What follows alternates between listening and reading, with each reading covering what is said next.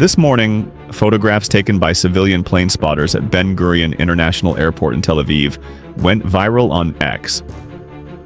U.S. Air Force KC-135 Stratotankers and KC-46 Pegasus refueling jets, military aircraft that do not routinely operate from Israeli soil, are sitting on the tarmac of Israel's main civilian airport. One of them bears the markings of the 452nd Air Mobility Wing out of March Air Reserve Base, California. At the same time, a retired U.S. flag officer told analysts today, "Pulling the hammer back. Strikes could occur any time now." And Iran's president is calling it encouraging signals. Both of those things cannot be true at the same time. 108 U.S. military aerial refueling tankers are now either inside CENTCOM's area of responsibility or staged in forward positions across Europe and the Mediterranean, approaching the 149 tankers used in the opening phase of the 2003 Iraq War. More than 85 fuel tankers and over 170 cargo planes have surged into the region since mid-February alone, according to the Military Air Tracking Alliance. 30 open-source analysts who track every military flight in real time. The USS Gerald R. Ford carrier strike group docked at Suda Bay, Crete today, the last refueling stop before the Middle East. 7 KC-135s are positioned in Crete, 6 more at Spanish Naval Station Rota. Students at 8 universities in Tehran are burning the regime's flag right now. India just told its 10,000 citizens in Iran to leave immediately. And a third round of nuclear talks is set for Geneva on Thursday, if Iran delivers its written proposal in the next 48 hours. The clock is running. Before we break down exactly what happened and why this matters so much, please make sure you subscribe to Channel Name.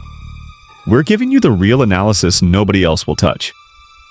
Share this with everyone you know, because what those tankers at Ben Gurion Airport actually tell us about the U.S. strike plan is something no mainstream outlet is explaining. And it changes everything about the timeline you think you're watching.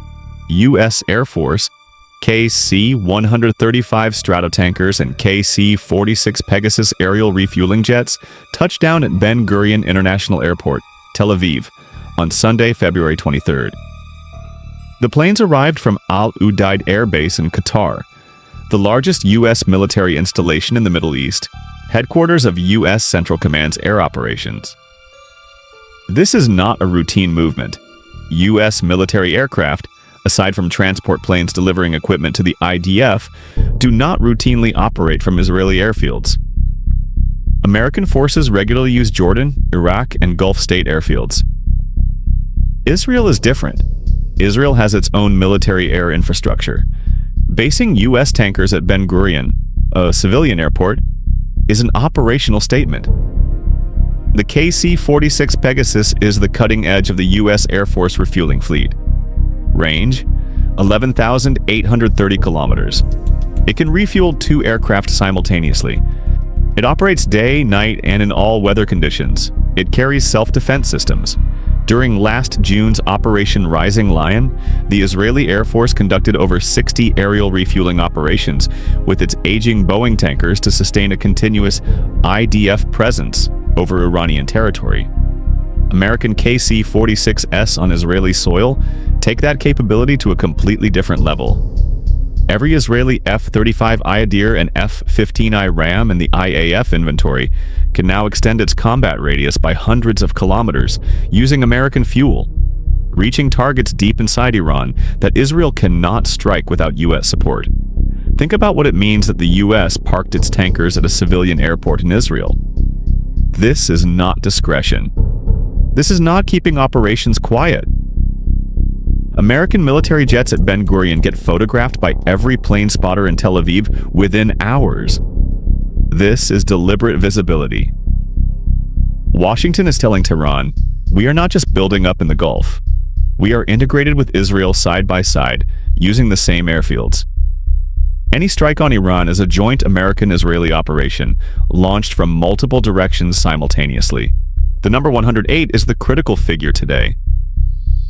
According to open-source intelligence analysts tracking global military flights, 108 U.S. Air Force aerial refueling tankers are either inside CENTCOM's theater of operations or staged at forward positions in Europe within striking distance of the Middle East. A retired U.S. flag officer with direct knowledge of CENTCOM planning told Responsible Statecraft today, "Pulling the hammer back. Strikes could occur any time now." A second retired officer added, "This is a snapshot of dynamic movement. What it tells you is we are getting ready for something here. There's a lot of movement. They are coming from all over the place. It's worldwide. That's always an indicator." For context, the opening phase of the 2003 Iraq War required 149 KC-135 refueling aircraft. America is currently at 108, 72% of the Iraq war tanker level. And that number has been rising every 24 hours. Additional KC-135s are being pulled from the Indo-Pacific theater and repositioned westward right now, according to the War Zone's analysis of Flight Radar 24 data, the 452nd Air Mobility Wing at March Air Reserve Base, the 92nd Air Refueling Wing at Fairchild AFB. Aircraft from both units are already at forward positions. More than 160 C-17A heavy transport missions have delivered bombs, missiles, supplies, and vehicles to bases across Saudi Arabia, Qatar, and Djibouti since mid-February. That is not logistics for deterrence. That is logistics for a campaign. Think about what 108 tankers actually enable. Each KC-135 can offload 150,000 pounds of fuel per mission. That is enough to keep an F-15E Strike Eagle in the air for an additional 3 hours of combat operations. Multiply that across 108 tankers flying continuous relay missions. You are not looking at a one-night strike. You are looking at sustained, round-the-clock air operations over Iranian territory from multiple directions simultaneously. Jordan, the Arabian Sea, Ben Gurion, Diego Garcia, for days or weeks on end. The tankers are not a warning. The tankers are the machinery. Share this with everyone you know because a retired American flag officer, someone who has commanded these exact operations, looked at the number of tankers deployed today and used the phrase, "pulling the hammer back." That is not an analyst speculating. That is someone who knows what the count means. Iran says it's ready for a fast deal. The tankers say otherwise. But here's the twist that makes this morning's situation the most contradictory moment of this entire crisis. Iranian President Masoud Pezeshkian posted on X on Sunday, calling the nuclear talks encouraging signals. Iranian Foreign Minister Abbas Araghchi told CBS he expects to meet U.S. envoy Steve Witkoff in Geneva Thursday and said a good chance remains for diplomacy. Oman's Foreign Minister Badr al-Busaidi confirmed the talks are proceeding with a positive push to go the extra mile towards finalizing the deal. And a senior Iranian official told Reuters that a deal could happen in early March. At the exact same moment those statements were being published, U.S. tankers were landing at Ben Gurion. 108 refuelers were circling into position. The USS Gerald R. Ford was docking in Crete. India was telling 10,000 citizens to evacuate. Netanyahu was giving a rare speech to the Knesset saying, "We are in complex days. No one knows what tomorrow will bring." Both of those realities exist simultaneously right now. Iran is calling it a potential deal. America is pulling the hammer back. One of those things is a negotiating position. The other is a physical fact parked on a tarmac in Tel Aviv. Here's the specific mechanism that determines whether Geneva happens or a strike happens. According to Axios, U.S. negotiators have agreed to hold a third round of talks with Iran on Thursday, but only if Tehran delivers a detailed, written nuclear proposal within the next 48 hours. Secretary of Iran's Supreme National Security Council Ali Larijani is flying to Oman tomorrow, Tuesday, carrying Iran's formal response. If that proposal closes the gap on zero enrichment or offers a credible pathway toward it, Thursday's talks in Geneva proceed. If the proposal is another reiteration of Iran's existing position, limited monitoring, no full dismantlement, missiles off the table, the U.S. negotiators have signaled they will not confirm Thursday's session. Trump's demand remains total elimination of uranium enrichment on Iranian soil. Iran's public position, per Araghchi, is a deal better than Obama's JCPOA, which allowed limited enrichment to continue. Those two positions are not compatible. They have not been compatible for months. But here is the specific contradiction that U.S. Special Envoy Steve Witkoff expressed directly this week.